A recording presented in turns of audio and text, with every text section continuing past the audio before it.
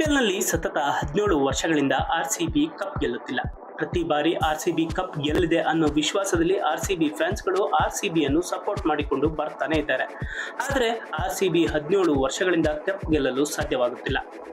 ಸದ್ಯ RCB cup ಗೆಲ್ಲದೆ ಇರೋದಕ್ಕೆ ನಾನಾ ಕಾರಣಗಳಿದ್ದು, ಅದರಲ್ಲಿ ಪ್ರಮುಖವಾಗಿ ಆರ್ಸಿಬಿ ಫ್ರಾಂಚೈಸಿಗಳು ಲೋಕಲ್ ಪ್ಲೇಯರ್ಗಳಿಗೆ ಮಣೆ ಹಾಕದೆ ಇರೋದೇ ಆರ್ಸಿಬಿ ಕಪ್ ಗೆಲ್ಲೋದಕ್ಕೆ ಸಾಧ್ಯವಾಗುತ್ತಿಲ್ಲ ಅನ್ನೋ ಮಾತುಗಳನ್ನು ಅನೇಕರು ಹೇಳುತ್ತಿದ್ದಾರೆ.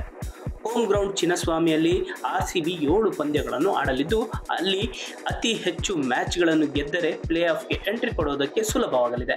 ಆದರೆ ಚಿನ್ನಸ್ವಾಮಿಯಲ್ಲಿ ಆಡಿ ಪಿಚ್ ಬಗ್ಗೆ ಅರಿತಿರೋ ಲೋಕಲ್ ಪ್ಲೇಯರ್ಗಳು ಆರ್ಸಿಬಿಯಲ್ಲಿ ಇಲ್ಲದೆ ಇರೋದು ಆರ್ಸಿಬಿ ಸೋಲಿಗೆ ಪ್ರಮುಖ ಕಾರಣ ಅಂತಾನೆ ಹೇಳಲಾಗುತ್ತಿದೆ. ಇನ್ನು ಆರ್ಸಿಬಿ 1-2 ಕನ್ನಡಿಗರನ್ನು ತಂಡದಲ್ಲಿ ಖರೀದಿ ಮಾಡಿದ್ದರೂ ಪ್ಲೇಯಿಂಗ್ 11ನಲ್ಲಿ ಅವಕಾಶ ಕೊಡೋದು ಕಮ್ಮಿ ಅಂತಾನೆ ಹೇಳಬಹುದು. ಸದ್ಯ ತಂಡದಲ್ಲಿ ಇರೋ ಆಲ್ರೌಂಡರ್ ಆಟಗಾರ ಮನೋಜ್ ಬಾಂಡೆಗೆಗೆ ಆರ್ಸಿಬಿ ಈ ಸೀಸನ್ ಸೇರಿ 3 ವರ್ಷಗಳು ಆಗಲಿದ್ದು, ಇದುವರೆಗೂ ಬಾಂಡೆಗೆಗೆ ಕೇವಲ ಬೆಂಚ್ ಕಾದಿದ್ದೇ ಆಯಿತು. ಇನ್ನು ಈ ಹಿಂದೆ ತಂಡದಲ್ಲಿ ಇದ್ದ ರಾಹುಲ್, ಮಾಯಾಂಕ್, ಉತ್ತಪ್ಪ, ಮನೀಶ್, ವಿನಯ್ ಕುಮಾರ್ ಹೀಗೆ ಅನೇಕ ಲೋಕಲ್ ಪ್ಲೇಯರ್ಗಳು ತಂಡಕ್ಕಾಗಿ ಉತ್ತಮವಾಗಿ ಆಡಿದ್ರೂ ಸಹ ತಂಡದಿಂದ ಕೈಬಿಡುವ ಕೆಲಸಕ್ಕೆ ಫ್ರಾಂಚೈಸಿಗಳು ಮುಂದಾಗಿದ್ರು. ಸದ್ಯ ಲೋಕಲ್ ಪ್ಲೇಯರ್ಗಳಿಗೆ ಮಣೆ ಹಾಕದೇ ಇರೋದು ಆರ್ಸಿಬಿ ಗೆಲುವಿನ ಹಾದಿ ಸುಗಮವಾಗದೇ ಇರೋದಕ್ಕೆ ಪ್ರಮುಖ ಕಾರಣ ಅಂತ ಕ್ರಿಕೆಟ್ ಪಂಡಿತರು ಹೇಳ್ತಿದ್ದಾರೆ.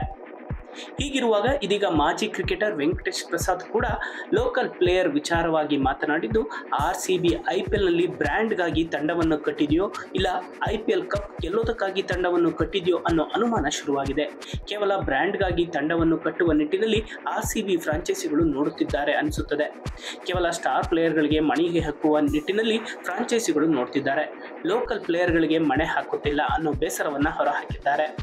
ಇನ್ನು ತಂಡದಲ್ಲಿ ಲೋಕಲ್ ಪ್ಲೇಯರ್ಗಳು ಇದ್ದರೂ ಅವರನ್ನು ನಾಮಕಾವಸ್ಥೆಗೆ ತಂಡದಲ್ಲಿ ಇರಿಸಿಕೊಂಡಿರುತ್ತಾರೆ. ಅವರಿಗೆ ಪ್ಲೇಯಿಂಗ್ 11ನಲ್ಲಿ ಅವಕಾಶ ನೀಡೋದಿಲ್ಲ. ಹೀಗಾಗಿ ಆರ್ಸಿಬಿ ಕಪ್ ಗೆಲ್ಲುವ ಕಡೆ ಗಮನ ಹರಿಸುತ್ತಿಲ್ಲ, ಬದಲಾಗಿ ಫ್ರಾಂಚೈಸಿಯ ಬ್ರ್ಯಾಂಡ್ ಕಡೆ ಹೆಚ್ಚಿನ ಗಮನವನ್ನು ನೀಡುತ್ತಿದೆ ಅಂತ ಅನಿಸುತ್ತದೆ ಅನ್ನೋ ಮಾತನ್ನ ವೆಂಕಟೇಶ್ ಪ್ರಸಾದ್ ಹೇಳಿಕೊಂಡಿದ್ದಾರೆ.